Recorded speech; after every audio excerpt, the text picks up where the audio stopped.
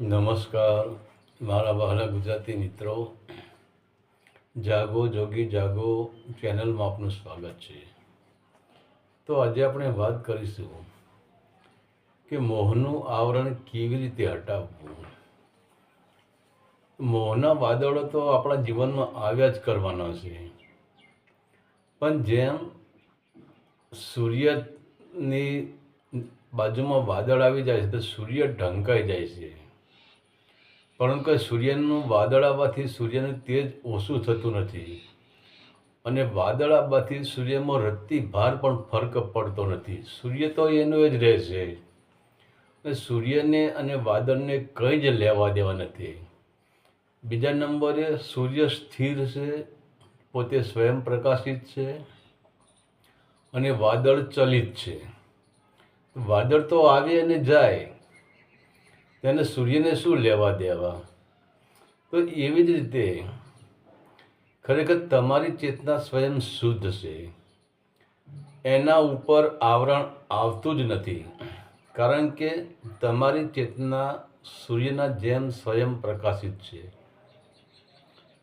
તો પછી આકાશમાં ગમે એટલા કાળા વાદળો ઘેરાય છે, તો તે વાદળોના કારણે ઠીક છે, સૂર્ય ઢંકાઈ જાય છે અને તે વાદળોને ચીરીને જેમ સૂર્યનો પ્રકાશ ધરતી ઉપર આવી શકતો નથી, તો પછી એમ ન માની લેવું કે સૂર્ય પ્રકાશિત નથી. સૂર્ય પ્રકાશહીન થઈ ગયો છે, સૂર્યનું તેજ ઓછું થઈ ગયું છે. તો ભલે સૂર્યની આજુબાજુ વાદળો આવે, તો વાદળોના કારણે સૂર્યની ઉર્જામાં કંઈ પણ ફરક પડતો નથી, કેમ કે સૂર્યની શક્તિમાં કંઈ જ ફરક પડતો નથી. સૂર્ય તો જે સ્થિતિમાં પ્રકાશમાન છે એ જ સ્થિતિમાં પ્રકાશિત રહે છે. અને માની લો કે સૂર્ય એ જ સ્વયં પ્રકાશિત ચેતના છે અને સૂર્ય એ જ બ્રહ્મ છે. એટલે કે સૂર્ય અચલિત છે, પરંતુ સૂર્યની બાજુના જે વાદળોનું આવરણ આવે છે તે વાદળો ચલિત હોય છે, એટલે જ તે વાદળો પરિવર્તનશીલ હોય છે. અને એટલે સમય જતાં સૂર્યની સામેથી વાદળ હટી જાય છે અને વાદળ હટતો જ સૂર્યનો પ્રકાશ પૃથ્વી પર ફેલાઈ જાય છે. વાદળ હટતો જ અંધકાર હટી જાય છે અને પ્રકાશ ફેલાઈ જાય છે, અને પ્રકાશ ફેલાતો જ ભય મુક્ત બની જવાય છે. તો એવી જ રીતે મનુષ્યની ચેતના સ્વયં પ્રકાશિત છે અને શુદ્ધ સૂર્ય જેવી હોય છે. અને મનુષ્યના જીવનમાં ગમે એટલા પણ મોહ, માયા, વિષય, વાસનાના આવરણ આવે છે, તો જેમ વાદળ આવવાથી સૂર્યનું તેજ ઓછું થતું નથી અને સૂર્યને અને વાદળને કંઈ જ લેવા દેવા નથી, તો મનુષ્યના જીવનમાં સારા કે ખોટો જો આવરણ આવે છે, તો તે આવરણ ચેતનાનું કંઈ જ બગાડી શકતા નથી અને એ આવરણને અને તમારે કંઈ જ લેવા દેવા નથી, કેમ કે તમે સ્વયં સૂર્ય જ છો અને તમે પોતે સ્વયં પ્રકાશિત છો. તો તમારા ઉપર એટલે કે આપણા ઉપર જે આવરણ આવી રહ્યા છે, કામના, ક્રોધના, મદના, મોહના, અહંકારના, વિષયના, વાસનાના, રાગના, દ્વેષના, આવા અનંત પ્રકારના વાદળો આપણા ઉપર ઘેરાય છે. આપણા માનસ પટલમાં કેટલા આવરણો ઘેરાય છે. તો એ વાદળ તમે તો નથી, તમે તો સ્વયં સૂર્ય જ છો. તો વાદળોને તમારે શું લેવા? અને એ વાદળો આવવાથી તમારું તેજ કંઈ ઓછું થવાનું નથી, તમે કલંકિત થવાના નથી, કે એ એનું કાર્ય કરશે. વાદળોનો સ્વભાવ છે આવું ને જવું, તો એનું કાર્ય કરશે, તમે તમારું કાર્ય કરો. આને હટાવવાની કોઈ જરૂર જ નથી. આના માટે સૂર્ય એવું નથી માનતો કે હું સૂર્યની પાસે વાદળ સૂર્ય હટાવવાની કોશિશ કરે છે, બિલકુલ નહીં. વાદળ ઓટોમેટિક હટી જ જાય છે, વાદળોનો સમય હોય છે અને એ તમને કંઈ તમારું કંઈ બગાડી શકતી નથી. તો ધારો કે તમારી અંદર ક્રોધના, કામનું, વિષય, વાસના, મોહ, લોભનું વાદળ રૂપી આવરણ ઉઠ્યું. તો હવે તમે વિચાર કરો કે થોડી વાર પહેલાં તમારી ચેતના શુદ્ધ હતી. એટલે કે તમારા અંદર કામ, ક્રોધ, મોહ, લોભ કે પછી અહંકારનું કોઈ આવરણ હતું જ નહીં. અને હવે એ આવરણ આવ્યું છે. તો તે આવરણ થોડા સમય માટે જ હોય છે. પછી પાછું તે આવરણ હટી જાય છે. અને આવરણ હટી ગયા પછી તમે સ્વયં પહેલાં જેવા હતા તેવા શાંત, સ્થિર અને નિર્મળ થઈ જાવ છો. તો જેમ સૂર્યની સામે આવતા વાદળોના આવરણને સૂર્ય નથી, તેમ તમારા અંદર જે પણ પ્રકારના આવરણ ઉઠે તો બધા જ આવરણ તમે નથી. એ તમારા આવરણ વાદળ જેવો જ હોય છે અને જતો રહે છે. જેમ સૂર્યને વાદળોનું આવરણ હટાવવું પડતું નથી. સૂર્ય વાદળોના આવરણને હટાવવા માટે મહેનત કરતો નથી. તો આપણે આપમેળે જ તે વાદળ હટી જાય છે. પરંતુ આ પ્રક્રિયા મનુષ્યનામાં નથી. કેમ કે મનુષ્ય પોતે સ્વયં બેહોશીમાં જીવી રહ્યો હોય છે. અને તે બેહોશીના કારણે જ કહે છે કે મને કામ વાસનાનું આવરણ આવ્યું. હું ક્રોધી છું, હું લોભી છું, હું પાપી છું, હું પુણ્યશાળી છું, હું અમીર છું, હું ગરીબ છું, હું સંત છું, હું સાધુ છું, હું ગુરુ છું.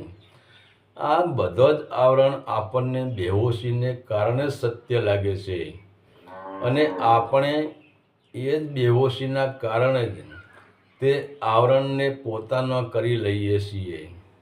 એટલે સંતો જગતના મનુષ્યને જગાડવાની કોશિશ કરે છે. બેહોશીમાંથી હોશમાં લાવવાની કોશિશ કરે છે.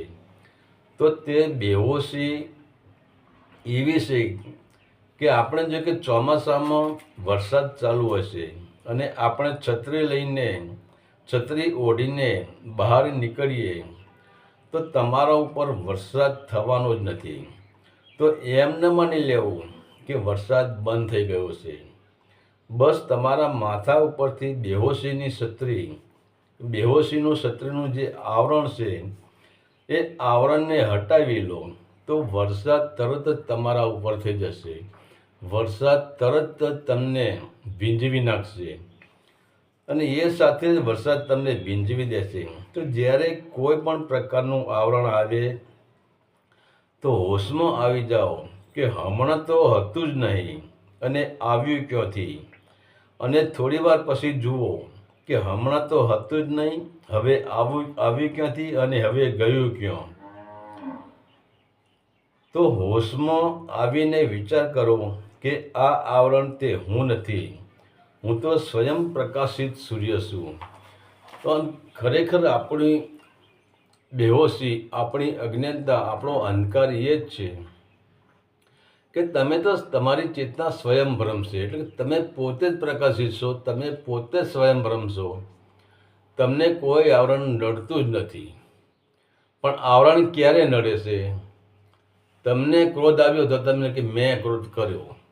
હવે તું સ્વયં સૂર્ય છે અને તારું જે ક્રોધનું આવરણ આવ્યું એ વાદળ છે. તો ઠીક છે, આવરણ આવ્યું તમારા ઉપર, ક્રોધનું આવરણ આવ્યું, કામનું આવ્યું, કોઈ પણ પ્રકારનું આવરણ આવ્યું. તો એક જાગી જાઓ. એટલે મતલબ હોશમાં આવી જાઓ કે હું સ્વયં સૂર્ય છું. અને આ જે આવરણ આવ્યું એ એક વાદળ છે. તો વાદળ હટી જવાનું છે. પણ એને તમારું ના માની લેશો. મેં આમ કર્યું, ભલે આ હાથે કરોડો લોકોને તમે જમાડો, એ પણ એક આવરણ જ છે. તમે લાખો કરોડોનું પુણ્ય કરો, એ પણ એક આવરણ જ છે. તમે એવું ન માનતા કે કામ, ક્રોધ, મદ, મોહ, લોભ, અહંકાર, વિષય, વાસના આ આવરણ છે. તમે જે પુણ્ય કરો ને એ પણ તમારું આવરણ જ છે. એ એક પ્રકારનું વાદળ જ છે. પણ તમે જો એને એવું માની લેશો કે મારી સંપત્તિથી મેં પુણ્ય કર્યું અરે મેં ગમે તે કંઈ મેં પુણ્ય કર્યું, તો મેં પુણ્ય કર્યું એ તમારું આવરણ થઈ જશે. એ તમારું પુણ્ય લેખે લાગશે નહીં. એ આવરણ આવ્યું એને હટાવી લો, તમે શુદ્ધ ના શુદ્ધ થઈ જવાના. તો ઘણા સંતો કહે છે કે તમે આમ કરો ને તમે તેમ, કશું જ કરવાની જરૂર નથી. જેમ સૂર્યના આજુબાજુ વાદળો આવી જાય છે અને સૂર્ય ઢંકાઈ જાય છે, તો સૂર્ય થોડો વાદળો માટે મહેનત કરે છે કે તમે હટી જાઓ, તમે હટી જાઓ, આમ કરો ને તેમ. કંઈ કરતો નથી. સૂર્ય સ્થિત પ્રજ્ઞ સ્થિતિમાં રહે છે, તો આપણે પણ એ સ્થિતિમાં રહેવાનું છે. અને ધીરે ધીરે આ પ્રયોગ તમે કરશો ને, તો એક દિવસ એવો આવશે કે તમારી અંદર કોઈ પણ પ્રકારનું આવરણ, વિષયનું હોય કે વાસનાનું હોય કે કામનું હોય, ક્રોધનું હોય, મોહનું હોય, લોભનું, કોઈ પણ પ્રકારનું આવરણ તમારી અંદર ઉદ્ભવ સ્થાન નહીં હોય એનું. પૂરેપૂરું તમારું મન સ્થિર થઈ જશે. અને મન સ્થિર થઈ જાય કે પૂરેપૂરી તમારી ચેતના તો શુદ્ધ છે જ, મન પણ શુદ્ધ છે. મન કંઈ જેવી તે વસ્તુ નથી. આપણે મનને મલિન કહીએ છીએ. મન એક વિચાર કરો કે જ્યારે મનનું ઉત્પત્તિ સ્થાન, મન એટલે શું છે? આપણે મન કોને કહી શકીએ? જ્યાં ભરેલું હોય એને મન કહેવાય, અને જ્યાં ખાલી જગ્યા હોય અને શૂન્યાવકાશ કહેવાય, એને અમન કહેવાય. તો મન આપણે જ ઊભું કરેલું છે. જ્યારે આપણે જોઈએ કે કોઈ બાળકને નવો જન્મ થાય, એના ભલે અનંત જન્મના કર્મ એના અંદર પડ્યા હોય, એના મનમાં રાઇટિંગ કરેલું જ પડ્યું હોય, પણ આપણે એના મનમાં આપણે મળી કે તું ક્ષત્રિયમાં જન્મ્યો, તું બ્રાહ્મણમાં જન્મ્યો, તું વૈશ્યમાં જન્મ્યો, તું શૂદ્રમાં જન્મ્યો, આ તારું નામ છે, આ તારું કુટુંબ છે, આ તારા પિતા છે, આ તારા ધર્મ પુસ્તકો છે, આ દેવી દેવતાની તારી પૂજવા જોઈએ. આ કોને બધું ભર્યું? આ આવરણ કોણ લાવ્યું? આવરણ આપણે જાતે જ લાવીએ છીએ. અને એ જ આવરણ જે આપણે એનામાં ભર્યું એ ક્યાં સુધી ચાલે છે? એના મૃત્યુ સમય સુધી. હવે માનો કે આજે આપણે હિન્દુ છીએ, તો હિન્દુના વાદળો આપણા અંદર ભરેલા છે. અને ધારો કે આપણે મૃત્યુ થઈ જાય, અને મૃત્યુ પછી આપણે મુસ્લિમમાં આપણે જન્મ લઈએ ધારો હોય, તો પછી શું આપણે હિન્દુના આવરણ રહેશે? ત્યાં બીજા વાદળ આવી જાય છે, ત્યાં મુસ્લિમના વાદળો આવી જાય છે. શીખમાં જઈએ તો શીખના વાદળો આવી જાય છે, ઈસાઈમાં જઈએ તો ઈસાઈના વાદળો આવી જાય છે. તો વાદળના આવરણ તો દરેક પ્રકારના આવવાના છે. પણ કહેવાનો મતલબ શું? આપણે સ્વયં તટસ્થ રહેવાનું છે, આપણે જાગૃત રહેવાનું છે કે હું સ્વયં સૂર્ય છું, મને કોઈ વાદળ મારું કંઈ બગાડી શકે એવું નથી. અને આ જ પ્રયોગ મહત્વનો છે. તમે ગમે એટલા ધ્યાન કરો, યોગ કરો, મંત્ર કરો, જપ કરો, તપ કરો, પણ જ્યાં શબ્દ છે ને ત્યાં સુધી શૂન્ય નહીં થવાય, અને ત્યાં સુધી જાગૃતિ નહીં આવે. પણ તમે શૂન્ય થઈ જશો અને જાગૃત થઈ જશો. તમે જાગી ગયા એટલે નથી કહ્યું કે જાગ્યા ત્યાંથી સવાર. તમે જાગો તો ભય મટી જાય, અને ન જાગો તો ભયમાં તમારી જિંદગી રહેવી જ પડશે. એટલે અજ્ઞાનતા એ જ અંધકાર છે, અને એ જ અંધકાર એ જ મારું કરાવે છે, એ જ આપણનું ભયનું કારણ છે. તો અહીંયા કોઈ પણ પ્રયોગ કરવાનો નથી. જ્યારે પણ કોઈ પ્રકારનું આવરણ આવે, કામ વાસના ઉત્પન્ન થઈ જાય, તો વિચાર કરી લો કે 2 મિનિટ પછી પહેલાં હું નિર્મળ હતો, મારામાં બિલકુલ કામ વાસના નથી. તો આવી ક્યાંથી? તો હું તો કામ વાસના છું જ નહીં. ક્રોધ આવે તો જાગૃત થઈ જાઓ, હોશમાં આવી જાઓ કે 2 મિનિટ પહેલાં હું શાંતિથી નિર્મળ રૂપે બેઠો હતો, મારામાં ક્રોધ આવ્યો ક્યાંથી? અને ક્રોધ આવીને આજીવન તમારામાં રહેતો નથી. ક્રોધ આવીને 2, 5 મિનિટ કે 10 મિનિટ એ વિદાય લઈ લેશે. ગયો ક્યાં? તો હું ક્યાં છું? હું ક્રોધ નથી, હું કામ નથી, હું લોભમાં નથી, હું મોહ નથી. અને ધીરે ધીરે આ જો પ્રેક્ટિકલ તમે કરશો જીવનમાં, ફક્ત પ્રેક્ટિકલ એટલે હોશમાં જ આવવાનું, એને જોવાનું છે બસ, બીજું કંઈ નહીં. એને જોતા રહો, એનો વિચાર કરો કે આ હું નથી. તો ધીરે ધીરે દરેક પ્રકારના આવરણ હટી જશે. હરિ ઓમ તત્સત. આદેશના પ્રણામ.